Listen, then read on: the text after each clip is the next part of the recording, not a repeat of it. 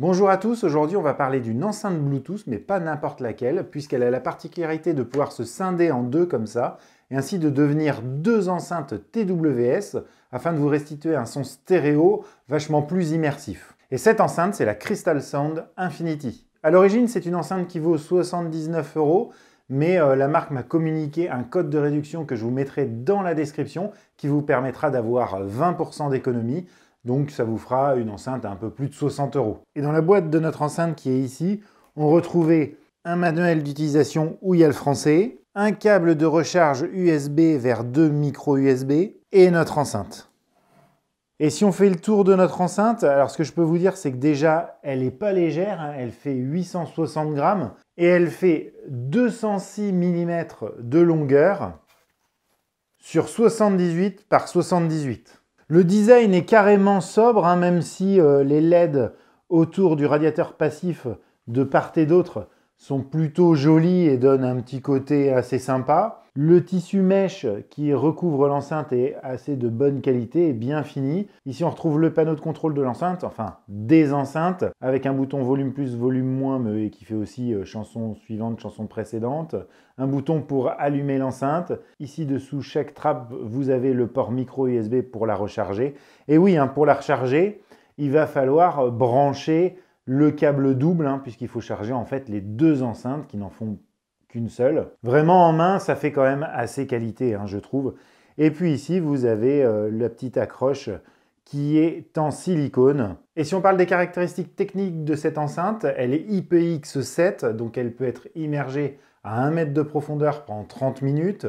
Elle possède deux drivers, un de ce côté ici et un de ce côté-là, de 52 mm et à chaque extrémité, un radiateur passif. Tout ça va lui donner du coup un son à 360 degrés, hein, puisqu'on a un driver d'un côté, un driver de l'autre, donc toutes les personnes qui sont autour de l'enceinte vont profiter du son. Donc comme je vous l'ai dit, cette enceinte est composée de deux parties, hein, qui sont détachables juste en tournant un tout petit peu comme ça.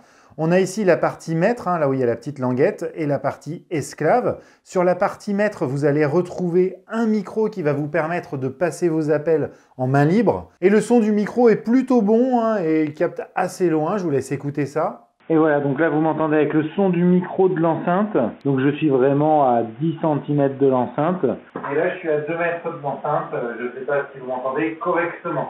Elle va communiquer à votre téléphone en Bluetooth 5.0. Elle a une puissance de 20 watts RMS. Alors attention, c'est 2 fois 10 watts. Hein. 10 watts sur chaque enceinte. Et elle embarque à l'intérieur donc deux batteries de 1500 mAh, une par enceinte, ce qui va lui donner 3000 mAh en tout, qui va lui donner une autonomie. Alors, la marque dit 7 heures à 75% du volume. Donc moi, quand j'ai testé, j'y suis allé bien fort. Hein, j'étais plutôt à 90-95% du volume.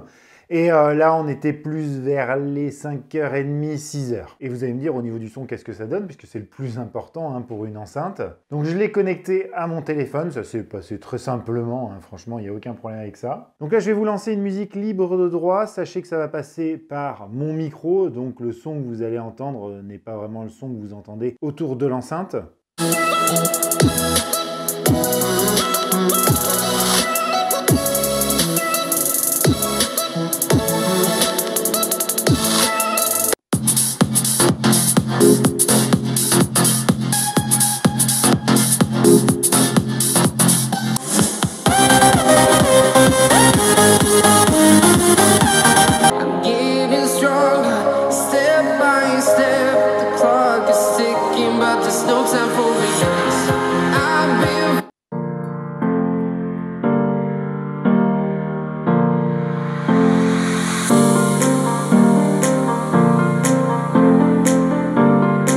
Voilà, comme vous avez pu peut-être l'entendre, hein, je ne sais pas, mais en tout cas, le son est vraiment de bonne qualité. Ce qui m'a vraiment surpris, c'est qu'on a un son équilibré à tout niveau de volume et on n'a pas les basses hyper proéminentes comme se plaisent à faire beaucoup de marques, hein, pour donner tout de suite un son quali, un effet waouh au son. Non, là, c'est très équilibré. On a des bons aigus, des bons médiums, des bonnes basses qui sont, comme je vous l'ai dit, pas proéminentes, mais en tout cas qui sont assez percutantes et profondes. Donc moi, c'est vraiment un spectre audio que j'aime bien. Et toujours, quand on se rapporte au prix, bah, c'est vraiment pas mal. Et ce qui m'a vraiment surpris, c'est qu'à fort volume, on n'a pas de saturation. Et ça, c'est vraiment appréciable, contrairement à d'autres marques que j'ai testées jusqu'à maintenant. Et la puissance du son est conforme à ce qui est annoncé, hein, 20 watts RMS, enfin 2 x 10.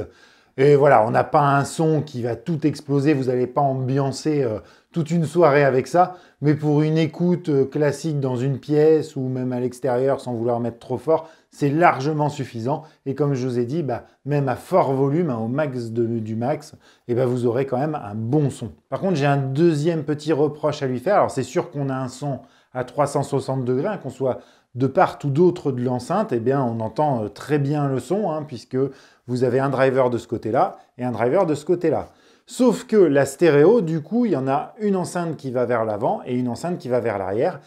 Alors, ça se sent pas trop sur les musiques actuelles, hein, puisque le son est plutôt centralisé. Mais par contre, si vous écoutez des anciennes musiques, hein, dans les années 70-80, où on se servait vraiment de la stéréo, là, ça va un petit peu péjorer l'expérience audio, puisque vous avez une des deux enceintes qui va envoyer le son derrière, donc vous allez beaucoup moins l'entendre. Donc on a vu que le son était plutôt bon, mais là où elle va vraiment se révéler, où là c'est vraiment très immersif, c'est à partir du moment où vous allez la séparer en deux, et vous allez poser les petites enceintes devant vous. Dessous, on retrouve un petit revêtement antidérapant, hein, ce qui vont lui permettre de bien tenir sur le support.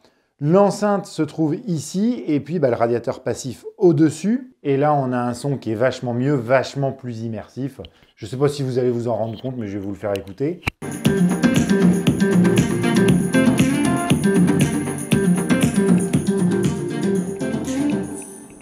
Et du coup, j'ai l'impression que cette configuration-là fait un peu plus ressortir les basses. Alors par contre, je ne sais pas si vous avez remarqué, hein, le temps que je filmais, mais même s'ils ont réduit du coup le volume du son pour ne pas que ça vienne à trop sautiller, parce que du coup, après, l'enceinte n'est pas très lourde, elle a quand même tendance à un petit peu sauter sur le support et à un petit peu se déplacer. Alors là, je vous ai mis une petite feuille à côté, là. Voilà, comme ça, vous voyez la distance qu'il y a entre la feuille et puis l'enceinte. Et puis, je vais mettre une musique avec plein de basses et vous allez voir que ça va bouger un petit peu.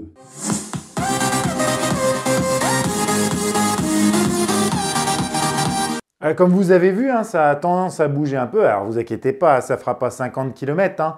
Mais en tout cas, il faut le savoir. Et j'en ai parlé à la marque. Hein, et d'ailleurs, ils m'ont dit que c'était un choix justement de leur part d'avoir baissé le niveau maximum sonore possible, hein, du fait de la conception de l'enceinte qui se sépare en deux et qui va faire après deux petits modules assez légers, pour ne pas justement que ça saute et que ça vienne à vibrer sur la table. Et après, chose importante, hein, on va regarder le délai de latence qu'il y a entre les mouvements de la bouche et le son si vous regardez un film ou une vidéo.